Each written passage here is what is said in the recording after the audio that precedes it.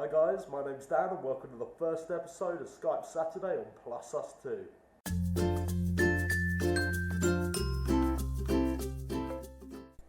So today I'm talking to Becky. I met Becky back in June when we both underwent inpatient cognitive behavioural therapy. She was very open and honest about her experiences with mental health as an inpatient, but also her work in the field of care outside. She was also very open and honest about her experiences with depression and addiction. And up to date, she has been diagnosed with borderline personality disorder and generalised anxiety disorder, as well as suffering from OCD and OCD tics.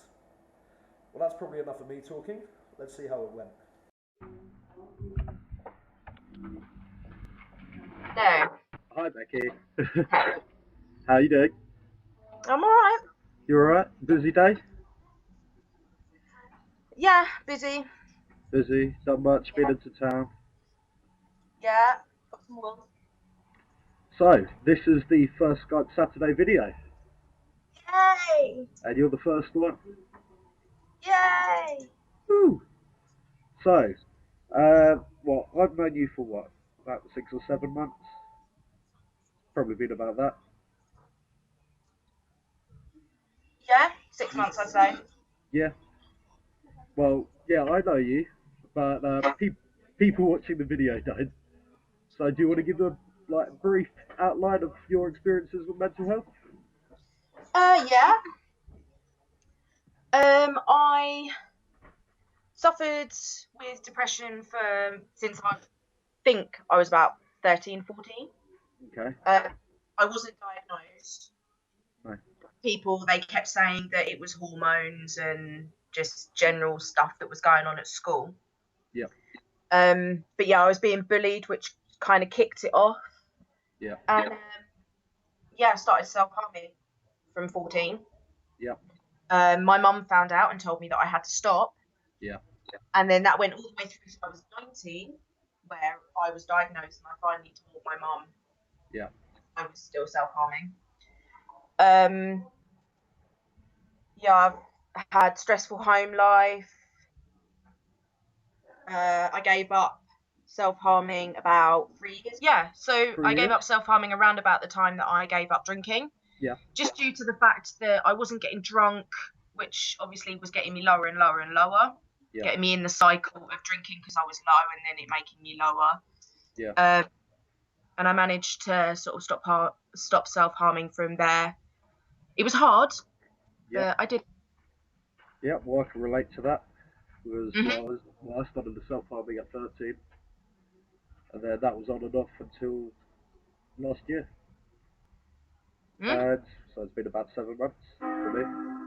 So you were saying with drinking and stuff, did you actually have a problem with drinking? Oh yeah, it wasn't. I struggle to say an addiction because it was more of the case that I would, because of my depression, I'd stay in bed for 3, 4, 5 days at a time. Yeah. So bad that I wasn't eating. Personal hygiene went completely out the window. Yeah. And then come Thursday night, my mum would come home to find me in the shower getting ready to go out, and then I'd binge drink throughout the weekend. Yeah. Which then would make me worse, and I'd be in bed again for the next 3 or 4 days. Yeah. Feeling low. But yeah, there did get to a point where I left my job because of the depression. I couldn't work where I was working. Yeah. And that's when I sort of started early in the morning. I'd go to the shop, buy a bottle of wine and start drinking. But it was very rarely. It was only the days that I felt really bad. Yeah. Yeah, well, I can relate to that. I think many addicts can. But you wouldn't classify yourself as an addict, just try to cope. I would, because I know I have an addictive personality. Yeah. So I went from being addicted to alcohol to a point. I've been addicted to drugs, smoking. Yeah. And now coffee. Coffee. I live for my Red Bull, so. I couldn't drink. I've just had a coffee, but no more from now because I won't sleep. No. But it will be Well, from now, I'll look forward to going to bed knowing that I can wake up and I can have coffee. yeah.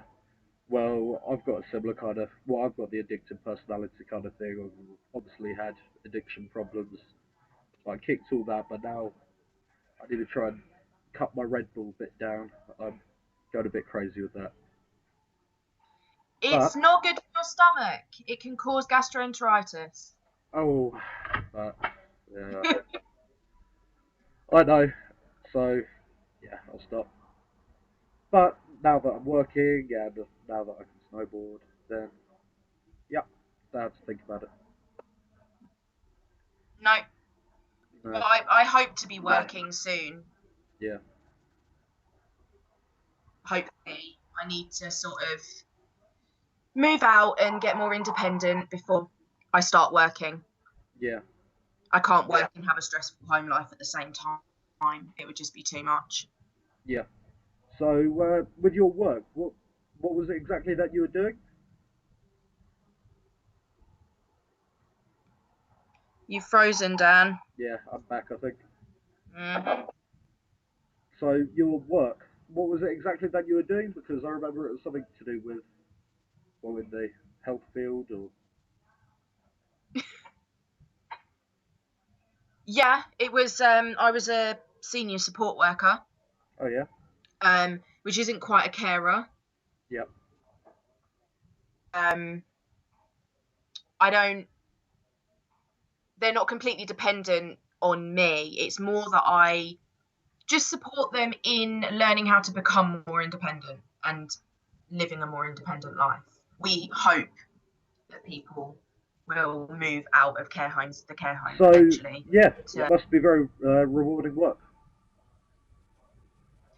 It is. I used to sleep well knowing that I had helped someone, even if it is the slightest little thing, like they managed to put their shoes on by themselves.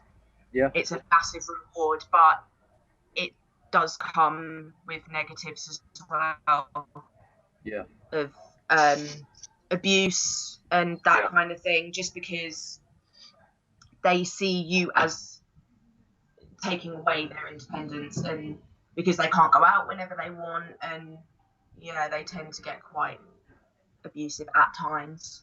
yeah. Well, I can relate to that. Being when I was in the Priory, having to almost feel like you're trapped inside, and then getting a bit annoyed. So you think it helped improve you being on the other side of the care system in Yeah, terms of work?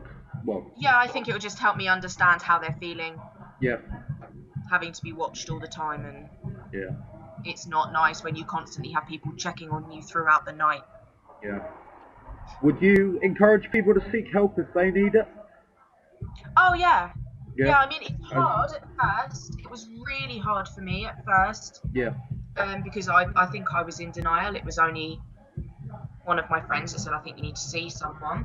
yeah, And it was really difficult. I cried through the whole appointment, yeah, but it was definitely worth it. I've had negative experiences with trying to find help, yep, like being told that I'm not in crisis, so I can't be helped, even though I had the evidence for self-harm, etc.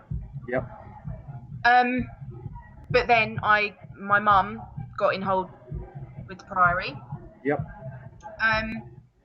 and I've been seeing people at the Priory for about 4 years, yeah, and I think it's the best thing I've done.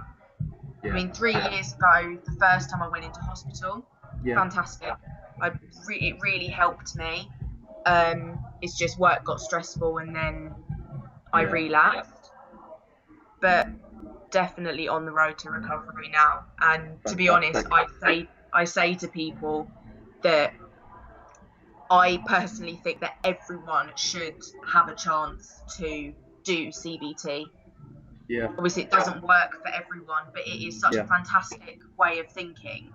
yeah. Well, I was actually thinking about it the other day because I did the 2 weeks of CBT, didn't I? Mm-hmm. When I was in the, so I did 2 weeks on the addiction program and then 2 weeks on CBT. Mm-hmm. And I was, well, I couldn't remember if it was with the addiction program or with CBT, having to do the daily diaries and all that. That But was the addiction. yeah, but oh Yeah. yeah. Well, I thought that was great, even though I didn't like doing it at the time. So even if you had the worst day possible, and you always have to pick out one tiny little good thing, however small it is, throughout the day, and then after time, it just builds up, and then you're thinking more about the good things at the end of it. Yeah, well, I mean, I have an achievement journal, a new one for the new year. Woo! And yeah, I try and write at least 3 things that I've achieved that day. Yeah, Just because you can wake up and you can go to bed thinking, I've had the worst day. But then once you've written down things that you've achieved, your yeah, mind switches more positive, thinking, well, actually, I have done things today. yeah, Like, even if it's as simple as getting out of bed, which for some people is an impossible task. yeah, But even if you just get out of bed, make yourself a cup of tea and go back to bed, you don't even have to drink it. yeah, It's an achievement just to do one thing. yeah. So, Yeah, I totally agree with that. yeah, that's something that has definitely helped me and I've tried to carry on with since the Priory. Yeah. Yeah. Yeah, last week my depression spiked up a little bit again, and it was probably the worst time since the Priory, and I was very close to self-harming again. Luckily I didn't. But it was, yeah, my second day of work. I think I was so drained from the day before, having to work for hours and hours and hours. But then that next morning, I just couldn't move. And then after my mum literally screamed at me and forced me to go, I went there. And even though I did feel really bad at the beginning, through time, like just throughout the day, just the little things, just everyone just saying thank you to you, just you actually feel like you're doing something throughout the day. And then that actually builds up.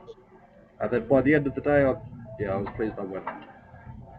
Yeah. And however hard it is, yeah, that little push for me was good. Yeah. Because Well, I now I mean, you're love my doing job. hours and the fact that you didn't self-harm is amazing. Yeah, yeah, it was very difficult, but I was really close. But no, It's hard. I even had to It's one of leave. I even had to leave a restaurant that night. I was out at a restaurant and I just couldn't cope. I just had to go home, and yeah, I think I just laid on the sofa just staring at nothing for about 2, 3 hours. But I'm still seeing it as a positive that I did that and I still did the self harm. yeah. It's always the way you've got to think. I mean, self-harming, it is an addiction, even though not quite recognised yet. Yeah, I personally think it is an addiction. it is. It's just that release of endorphins every time.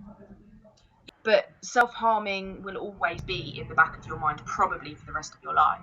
Oh Every yeah, time things get really hard, it will niggle, but it will get less. It does get less. yeah, And it's just finding something else to do, distracting yourself. yeah. A more constructive way of dealing with it. Yeah, I like to obviously do my journal, write things down, Yeah, because it just gets out of your head. yeah. Well, talking to you has definitely cheered me Good. Yeah, me too. up. Even if you were an hour late. Okay. I'm sorry. All right. All right. Speak to you soon. Thanks. Bye. Bye. Thanks. I'm really pleased at how open and honest Becky was with me. I can really relate to the self-harm from a young age. The only difference was I never had anyone to tell me to stop because I hid mine very well. We've got some amazing news from the charity SANE though. They've seen my videos and they want to put my videos on their Facebook page on Sunday, which I'm just thrilled about. And on top of that, they want to do a little article for the front page of their website about me and my channel, which is amazing. And I'm just so pleased. They're doing some amazing work, so please go check out their website and please go check out their Facebook page, maybe give them a like. They're doing some great work like the Black Dog campaign about their depression and anxiety, so please check it out. That's all for now, but I'm going to see you Monday where I'm going to be talking about medication. So, in some bizzles.